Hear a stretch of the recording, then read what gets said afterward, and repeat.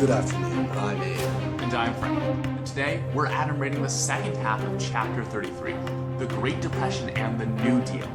Kennedy, Cohen, and Bailey's The American Pageant textbook. Abe, start us off. All right. The Dust Bowl occurred because of several factors. 1. A drought in the Great Plains. 2. Excessive cultivation of land by farmers. 3. Dry farming techniques. And 4. Mechanized farming with the steam tractor and the disc plow.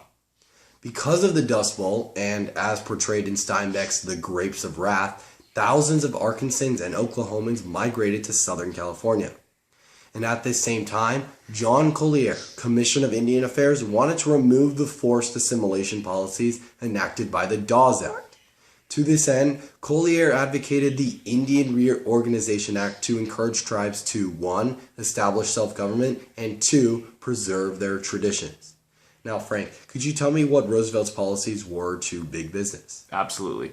Roosevelt and Congress passed the Truth in Securities Act, which stipulated that promoters must give investors information about the soundness of their stocks and bonds.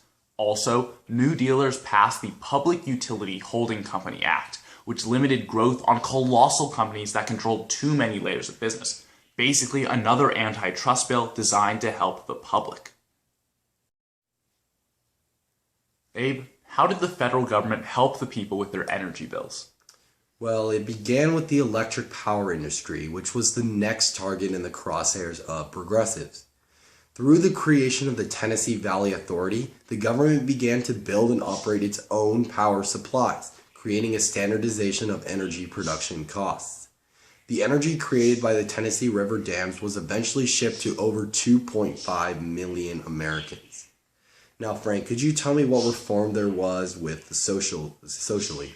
Absolutely. Roosevelt set up the Federal Housing Administration, which stimulated housing construction with small loans. And Congress later authorized the United States Housing Authority to lend money to states for the construction of housing. However, builders and landlords were very opposed to these two agencies, since it was federal intervention in the housing building process. Next, with the landmark Social Security Act, Congress began to provide unemployment insurance to millions. The catch, however, was that millions of poor Americans were excluded from the Social Security Act as it was written back then.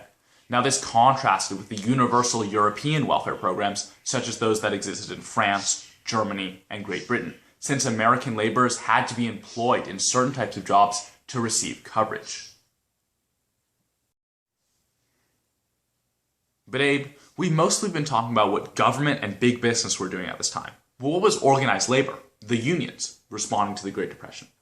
Well, following the strikedown of the NRA by the Supreme Court, Congress created the Wagner Act, which sought to bring the right to unionize to most laborers throughout the country. Due to the Wagner Act, John Lewis formed the Committee for Industrial Organization, or the CIO. The CIO won victory after victory against such titans as General Motors and the United States Steel Company. Even better for labor was the Fair Labor Standards Act, which set a benchmark for working conditions, forbidding labor for those under 16. In 1938, the Committee for Industrial Organization reorganized into the Congress of Industrial Organization, which claimed 4 million members. Now, Frank, could you tell me about the election of 1936? You know I can, Abe. For the election of 1936, the Democrats renominated, you guessed it, Roosevelt, with a platform strongly supporting the New Deal. The Republicans nominated Alfred M. Langdon on a platform that condemned radicalism, waste, and the confusion of the New Deal. Now, Roosevelt defeated Langdon and was re-elected. But why did Roosevelt win? Well, first, Roosevelt was appealing to the forgotten man, since he provided much relief for the needy. And second, he garnered support for the new immigrants, many of whom had just now reached the required voting age. We've talked a bit about Congress, and we've talked a lot about FDR, the president. But how was the Supreme Court dealing with all this New Deal bluster? Well, Roosevelt was tired of dealing with the ultra-conservative Supreme Court, which had attacked many of his New Deal policies. So in order to undermine it, Roosevelt asked Congress to allow him to add a new justice for every member over 70 on the Supreme Court who would not retire. This move failed in every way, and many accused Roosevelt of trying to seize more power and becoming a dictator. Now, Frank, could you tell me more about this court-packing plan of Roosevelt? Well, you stole my bold term from me, Abe. Roosevelt's court-packing plan of expanding the Supreme Court raised much controversy, since it seemed to jeopardize basic liberties and the basic checks and balances system. However, suddenly, an about-face occurred when Justice Owen J. Roberts began to vote on the side of the liberals. He started the drift of the Supreme Court to accepting more New Deal legislation. And, eventually, Roosevelt was able to appoint new members to the Supreme Court due to the deaths and resignations of other members. All in all, however, Roosevelt angered conservatives so much that very few New Deal reforms were passed after 1937. In light of Roosevelt's failed court-packing plan, did the New Deal slowly grind to a halt? It did.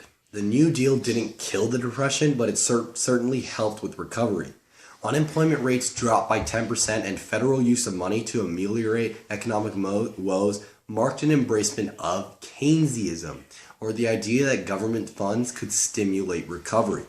This was anti-laissez-faire. By 1937, New Deal projects were coming to a close, and legislation ceased to flow from Congress in the quantities seen before. Now, Frank, could you tell me about the critiques of Roosevelt's presidency? Absolutely. There were four main critiques of Roosevelt's New Deal by 1939.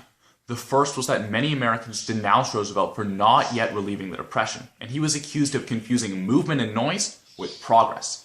Second, the national debt exploded to more than $40 billion.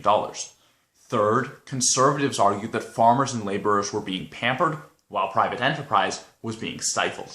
And fourth and finally, Roosevelt's aggressive leadership was denounced, especially in light of his court-packing plan. So those were the four major critiques of the New Deal.